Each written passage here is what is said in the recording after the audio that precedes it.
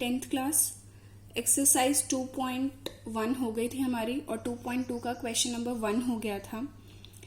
Question number 2 जो है exercise 2.2 का, it is find a quadratic polynomial each with the given numbers as the sum and product of its zeros respectively। Means second question में हमें quadratic polynomial बनाना है। इन question number 1 हमें quadratic polynomial given था और उससे हमें पहले उसके रूट्स निकालने थे, यानी अल्फा और बीटा निकालने थे, और फिर अल्फा और बीटा और कांस्टेंट्स जो है पॉलिनोमियल के, उनके बीच में जो रिलेशनशिप था alpha plus beta equals to minus B upon A, alpha beta equals to C upon A, वो हमें वेरीफाई करना था। तो यहाँ पे हमें रूट्स गिवन है, यानी हमें अल्फा प्लस बीटा, अच्छा ये चीज बिल्कुल ध्यान रखनी है कि क्वेश्चन में क्या चीज गिवन है, क्योंकि एनसीईआरटी में जो क्वेश्चन है क्वेश्चन नंबर 2, इसमें हमें sum of roots and products of root given है, यानी हमें अल्फा प्लस बीटा गिवन है और अल्फा बीटा गिवन है। कई बारी क्वेश्चन ऐसा आता है कि जिसमें हमें केवल ये लिखा होता है रूट्स गिवन है, यानी अल्फा गिवन होता है, बीटा गिवन होता है, ठीक है, उससे हमें पॉलिनोमियल बनाना होता है। लेकिन एनसीईआरटी में जो अभी क्वेश्चन है उसमें सम ऑफ रूट्स यानी अल्फा प्लस बीटा दे रखा है and product of roots alpha beta दे रखा है। तो ये बिल्कुल क्वेश्चन पढ़ेंगे ध्यान से और नोट करेंगे कि हमें क्या गिवन है, उसके बाद क्वेश्चन करना स्टार्ट करेंगे। अब हमें जैसे क्वेश्चन नंबर 2 के क्वेश्चन नंबर 2 में ये मैंने यहाँ लिखा है क्वेश्चन नंबर 2, इसमें हमें इस तरीके से पेयर में दे रखा है और हमें गिवन है क्वेश्चन में given numbers as the sum and product of its zeroes respectively, यानी कि आगे वाला सम है और पीछे वाला प्रोडक्ट है। मीन्स हमें गिवन है अल्फा प्लस बीटा, हमें गिवन है √2 और अल्फा बीटा हमें गिवन है 1/3। अब हमें इन दोनों की हेल्प से एक पॉलिनोमियल बनाना है, ठीक है। अब ये हम कैसे बनाएंगे? तो ये पॉलिनोमियल बनाने से पहले हमें कुछ चीज समझनी होगी, वो मैं आपको समझा दूं यहाँ पे। एक्चुअली हमारा जो ये अब आप ही बताएंगे कि कैसे हम पॉलिनोमियल बनाते हैं। हमारे पास पॉलिनोमियल देखिए, क्वाड्रेटिक पॉलिनोमियल क्या हमें दे रखा होता है, हमें क्वाड्रेटिक पॉलिनोमियल की जो जनरल फॉर्म होती है वो ये होती है ax² + bx + c, ठीक है। जो इसके हम जीरोज निकालते हैं वो हम अल्फा और बीटा की फॉर्म में निकालते हैं। मीन्स हम इनके जो जीरोज निकालते हैं उसको हम एक को अल्फा और एक को बीटा मान लेते हैं, ठीक है। उसके बाद हमारे पास अगर ये दोनों जीरोज हैं, यानी अगर ये दोनों रूट्स हैं, तो क्या हम इसके फैक्टर्स लिख सकते हैं? हम रिवर्स चल रहे हैं, जो पिछला क्वेश्चन था उससे रिवर्स। तो हम इसके फैक्टर्स क्या लिख सकते हैं कि इस पॉलिनोमियल के जो फैक्टर्स होंगे वो क्या होंगे? x minus alpha, x minus beta, यही लेके चलते हैं ना हम। जब हम क्वाड्रेटिक इक्वेशन को सॉल्व करते हैं तो इस तरीके से दो फैक्टर्स आते हैं, फिर हम एक बारी x माइनस अल्फा को 0 रखते हैं तो वहां से अल्फा आ जाता है, एक बार x माइनस बीटा को रखते हैं तो वहां से आ जाता है हमारे पास रूट, ठीक है। तो यहाँ पे अगर हमें किसी भी पॉलिनोमियल के जीरोस पता हो तो हम उसके फैक्टर्स इस तरीके से लिख सकते हैं, ठीक है। अगर ये इसके फैक्टर्स हैं, यानी कि ये जो पॉलिनोमियल है it is the product of these factors, है ना। अगर सपोज मुझे 6 के फैक्टर्स पता है, 6 के फैक्टर्स हैं 2 और 3, ठीक है, यानी 2 × 3 अगर मैं इनके प्राइम फैक्टर्स को मल्टीप्लाई कर दूंगी तो मुझे 6 मिल जाएगा ना। यानी कि अगर फैक्टर्स को मल्टीप्लाई कर दिया जाए तो ये पॉलिनोमियल मिल जाएगा हमें।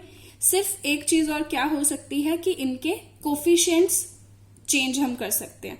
अब वो कैसे? यानी कि मेरा जो px होगा, यानी कि जो पॉलिनोमियल होगा वो एक्चुअली में इनका प्रोडक्ट होगा फैक्टर्स का, ठीक है।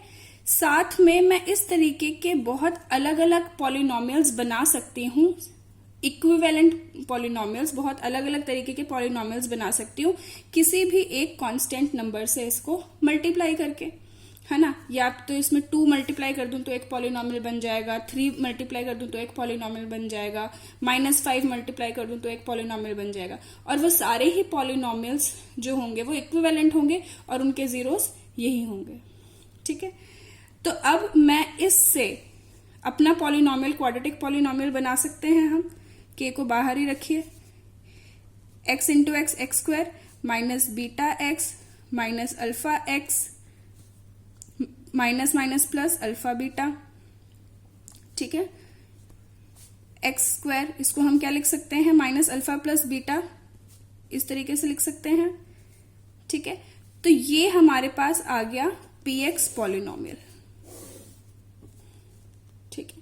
तो अगर हमें किसी भी पॉलिनोमियल के जीरोस मालूम हो, अल्फा और बीटा मालूम हो, तो हम डायरेक्टली इतना पूरा ना सॉल्व करते हुए हम डायरेक्टली इस फॉर्मूले में पुट कर सकते हैं अल्फा और बीटा की वैल्यू, ठीक है। और के कोई भी कांस्टेंट हम मान सकते हैं अपनी मर्जी से, और हमें ऐसे बहुत सारे पॉलिनोमियल्स मिल सकते हैं जिसके जीरोस ये होंगे।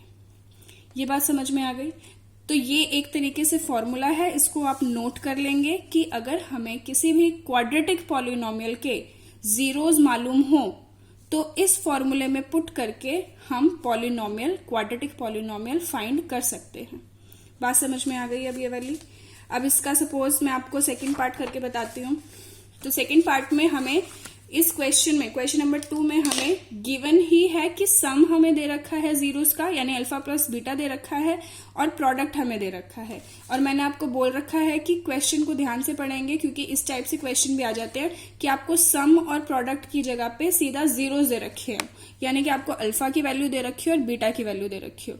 तो उससे फिर आप पहले अल्फा प्लस बीटा फाइंड करोगे, अल्फा बीटा फाइंड करोगे, उसके बाद आप अपना पॉलिनोमियल बना सकते हो, या डायरेक्टली अल्फा और बीटा की वैल्यू अपने पॉलिनोमियल के फॉर्मूले में भी पुट कर सकते हो। लेकिन आपको क्वेश्चन ध्यान से पढ़ना है कि उसमें गिवन क्या है। तो हमारे पास यहाँ पे फॉर्मूला जो है वो अभी हमने क्या फाइंड किया,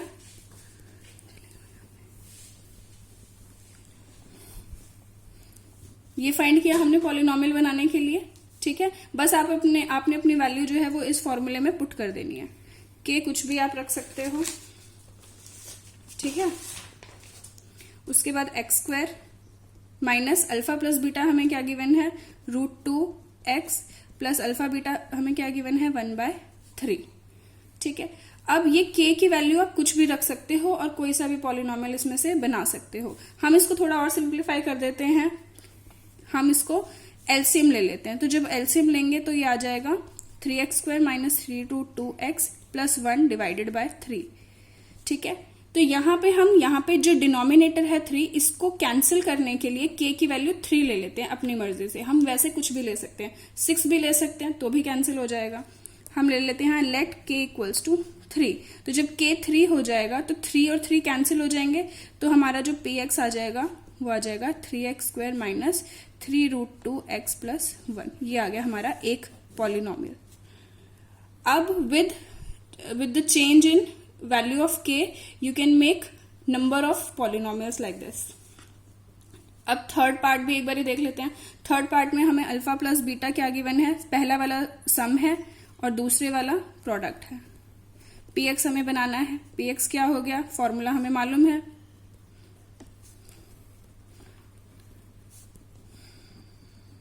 ठीक है। अब बस हम क्या करेंगे, वैल्यू पुट करेंगे, x² minus alpha plus beta is 0, तो 0 को लिखो ना लिखो टर्म हमारी ऐसे भी कैंसिल हो जाएगी, प्लस अल्फा बीटा इज √5। तो हमारे पास जो पॉलिनोमियल आ गया इट इज x² प्लस √5, ठीक है। अब आप अपनी मर्जी से k की वैल्यू कुछ भी रखो और पॉलिनोमियल आ गया। मैं मान लेती हूँ k की वैल्यू 1। अगर k की वैल्यू 1 होगी तो हमारा जो पॉलिनोमियल हो जाएगा वो हो जाएगा x² प्लस √5। k की वैल्यू 2 रखोगे तो 2x² प्लस 2√5 हो जाएगा। जो रखोगे वो आपका पॉलिनोमियल आ जाएगा। k की वैल्यू आप अपनी मर्जी से कुछ भी रख सकते हो। ये क्वेश्चन आता है पेपर में, तो इसको अच्छे से प्रैक्टिस करेंगे। Next is division algorithm for polynomials. ये वही है जो हमने अभी छोटी क्लासेस में पढ़ा है, और यूक्लिड्स डिवीजन एल्गोरिथम पढ़ा था, वही है। अब हम यूक्लिड्स डिवीजन एल्गोरिथम हमने रियल नंबर्स के लिए पढ़ा था, यहाँ पे हम जो डिवीजन एल्गोरिथम पढ़ रहे हैं वो पॉलिनोमियल्स के लिए पढ़ रहे हैं। यानी कि अगर कोई भी एक पॉलिनोमियल px है, उसको अगर हम किसी भी पॉलिनोमियल gx से डिवाइड करते हैं तो px यानी कि हमारा डिविडेंड है इक्वल्स टू डिवीजर जिससे हम डिवाइड कर रहे हैं gx इनटू कोशेंट के लिए हमने जो पॉलिनोमियल यूज किया है it is qx plus remainder rx, ठीक है। और ये हमको मालूम है, किसी भी पॉलिनोमियल px को हम जब डिवाइड करेंगे gx से तो it will be equal to gx into quotient qx plus rx, it is remainder. और जो ये रिमाइंडर बचता है ये रिमाइंडर या तो 0 होगा, और अगर रिमाइंडर 0 होगा इसका मतलब क्या हुआ कि gx is factor of qx, gx is factor of px, है ना। अगर रिमाइंडर 0 हो गया means px is completely divisible by gx, इसका मतलब क्या हो गया कि gx is factor of px। या तो रिमाइंडर जो है वो 0 होगा, या तो फिर डिग्री ऑफ rx यानी डिग्री ऑफ रिमाइंडर जो होगी it will be less than gx, क्योंकि जब हमारे पास रिमाइंडर होता है उसकी डिग्री अगर हमारे पास gx से छोटी आ जाती है तो हम वहीं पे अपना डिवीजन हम वहीं पे स्टॉप कर देते हैं, क्योंकि आगे हमारा वो सॉल्व नहीं हो पाता। अब क्वेश्चन नंबर 1 देखिए। क्वेश्चन नंबर 1 में हमसे बोला है divide the polynomial px by polynomial gx and find the quotient and remainder in each of the following and verify the division algorithm. हमें px और gx दे रखे हैं दो पॉलिनोमियल्स, हमें इनको डिवाइड करना है और ये जो डिवीजन एल्गोरिथम का रिलेशनशिप है ये हमें वेरीफाई करना है। तो इसका सेकेंड पार्ट मैं बता रही हूँ, बाकी आप खुद करेंगे। डिवीजन आपको सबको आती है, ये 9th क्लास में आपने सीख ली थी, डिवाइड करना पॉलिनोमियल्स को। अब यहाँ पे ये यूज होगा। एक चीज जो सबसे पहले ध्यान रखनी है जो 9th क्लास में भी बताई थी वो ये कि सबसे पहले जब भी हम डिवाइड करेंगे हमारे जो पॉलिनोमियल्स है वो स्टैंडर्ड फॉर्म में होने चाहिए। स्टैंडर्ड फॉर्म का मतलब ये है डिक्रीजिंग ऑर्डर ऑफ पावर्स। यहाँ पे हाईएस्ट पावर सबसे पहले है 4, फिर 2 है, फिर 1 है, फिर 0 है। यहाँ पे जो gx है इसमें हमारे पास ये स्टैंडर्ड फॉर्म में नहीं है क्योंकि पावर 2 है, फिर 0 है, फिर 1 है। तो gx को हम कैसे लिख लें, इसको स्टैंडर्ड फॉर्म में लिख लें x² माइनस x प्लस 1। अब हम डिवाइड करेंगे, ठीक है। तो डिवाइड हम करेंगे, तो डिवाइड करने के लिए px को अंदर रखते हैं। डिवाइड करना सबको आ चुका होना चाहिए इस टाइम तक, और अगर नहीं आता है तो इसकी बार बार प्रैक्टिस करेंगे डिवाइड करने की, ठीक है। एक बारी मैं समझा देती हूँ और नेक्स्ट क्वेश्चंस में मैं डिवीजन समझाऊंगी नहीं। डिवीजन जब हम करते हैं तो हम हमेशा फर्स्ट टर्म्स को ही देखते हैं, ठीक। यहाँ पे x raise to the power 2 है, यहाँ x raise to the power 4 है, ठीक है। तो अब मुझे इस तरीके से मल्टीप्लाई करना है, x² में क्या मल्टीप्लाई किया जाए जो x raise to the power 4 आ जाए। सिर्फ फर्स्ट टर्म्स को ही हम देखते हैं, इन्हीं को हम कंसीडर करते हैं। तो x² में क्या मल्टीप्लाई किया जाए जो x raise to the power 4 आ जाए, x²। तो यहां आ जाएगा x raise to the power 4। जो बाकी की टर्म्स हैं वो एज इट इज x² से मल्टीप्लाई हो जाएंगी और सेम पावर्स वाले टर्म्स के नीचे लिख दी जाएंगी। जैसे अब आगे की इसकी टर्म है -x, तो -x को जब हम x² से इंटू करेंगे तो x को जब x² से इंटू करेंगे तो x³ आ जाएगा। तो क्यूब वाली इसमें कोई टर्म है नहीं है, तो कोई नहीं है तो हम इसको लास्ट में कहीं पीछे लिख देते हैं x³। साइन कौन सा आएगा, इसके आगे माइनस है, इसके आगे प्लस है, माइनस प्लस माइनस का साइन, ठीक है। आगे 1 को भी ऐसे ही करें, 1 को x² से करेंगे तो 1x², x² वाली के नीचे हम लिख सकते हैं plus plus plus plus 1x²। अब जो हमारे पास दोनों एक्सप्रेशंस आ गए इनको हम कर देते हैं सब्ट्रैक्ट। सब्ट्रैक्ट का मतलब है जो नीचे वाली टर्म्स हैं इनके साइन चेंज। ये प्लस में है तो ये माइनस, ये प्लस में है तो ये माइनस, ये माइनस में है तो प्लस। अब इसके आगे तो अब इनके आगे जो पहले साइंस थे उनको अब हम भूल जाएंगे, जो नए वाले साइंस हैं सिर्फ उनको याद रखना है। तो प्लस माइनस माइनस दोनों सेम है तो ये कैंसिल हो जाएंगे, 0 हो जाएंगे। यहां minus minus plus, minus minus plus हो जाएगा तो क्या आ जाएगा, माइनस माइनस प्लस हो जाएगा तो क्या आ जाएगा -4x², बड़े के आगे माइनस का साइन। बाकी इनके नीचे तो कुछ नहीं है, +4x + 5 ये एज इट इज। अब ये है x³ जो लास्ट में है, लेकिन अगर हम देखें स्टैंडर्ड फॉर्म के अकॉर्डिंगली यहाँ पे +x³ एज इट इज नीचे आ जाएगा, लेकिन क्यूब हमारी हाईएस्ट पावर है इनसे तो क्यूब वाले को हम आगे लिख देते हैं x³ नेक्स्ट स्टेप में, ठीक है। क्योंकि हम अगर हम वैसे हम यहां भी लिख सकते हैं, इससे कोई फर्क नहीं पड़ता, लेकिन थोड़ा सा अपने को कन्वीनियंट बनाने के लिए हम सॉल्यूशन को आगे लिख सकते हैं। आप चाहो तो ये वहां भी लिख सकोगे, ठीक। आगे देखो, अब x² को x³ चाहिए मुझे, तो x² हम हाईएस्ट पावर को ही देखना है, स्टैंडर्ड फॉर्म में ही रहने देना अपने एक्सप्रेशन को। अब x² में हम क्या मल्टीप्लाई करें जो x³ आ जाए, और प्लस का साइन आए तो प्लस एक्स से इंटू करेंगे तो आ जाएगा एक्स क्यूब। बाकी टर्म्स को एज इट इज एक्स से मल्टीप्लाई करेंगे, एक्स को एक्स से किया एक्स स्क्वायर आ गया, स्क्वायर वाले के नीचे लिख देते हैं, माइनस प्लस माइनस, 1 को एक्स से किया तो 1x आ गया, plus plus plus, sign change नीचे वाली टर्म्स के, सिर्फ नीचे वाली टर्म्स के ही साइन चेंज होते हैं, ठीक है। ये प्लस माइनस माइनस कैंसिल हो गया, minus plus minus, minus 3x square आएगा, बड़े के आगे माइनस का sign, plus minus minus, plus 3x आएगा, बड़े के आगे प्लस का sign, plus 5 as it is आ जाएगा। अब x स्क्वायर में क्या मल्टीप्लाई किया जाए जो माइनस 3x स्क्वायर आ जाए, -3 आ जाएगा, minus 3x square, minus minus plus 3x, plus minus minus 3, ठीक है। Sign change, cancel, plus minus minus cancel, plus plus plus, 5 + 3 8। अब जो हमारा रिमाइंडर है इसकी जो डिग्री है यानी हाईएस्ट पावर इट इज 0, ठीक है ना। और यहां पे जो हमारे पास gx है यानी जो डिविजर है इसकी डिग्री 2 है, तो इसकी डिग्री इससे कम हो गई है, तो इसके आगे हम इसको सॉल्व नहीं कर पाएंगे। अब डिग्री छोड़ो, लेकिन अब हमारे पास इसमें अब कोई आगे है नहीं, एक्स स्क्वायर में क्या मल्टीप्लाई करे जो 8 आ जाए केवल, वो तो पॉसिबल नहीं है, तो वो हमारा रिमाइंडर आ गया। तो अब हमारे पास, मैं यहां लिख देती हूँ नेक्स्ट पेज पे,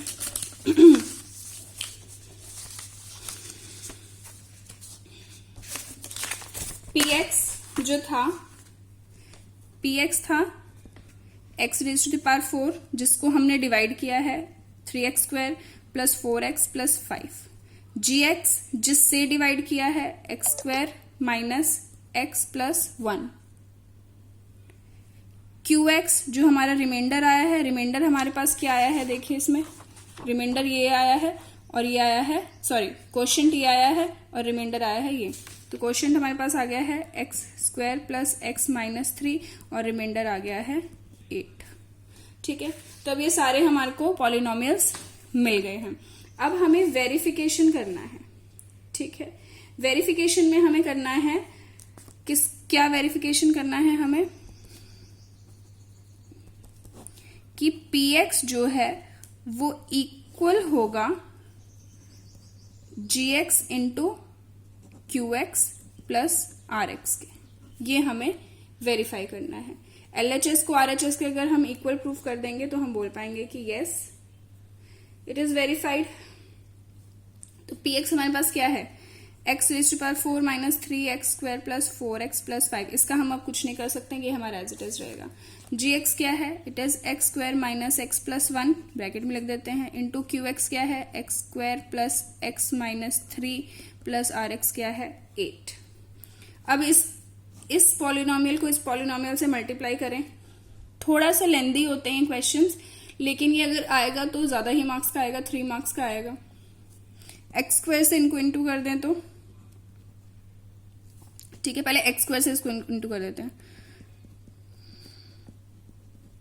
अब माइनस एक्स से कर देते हैं,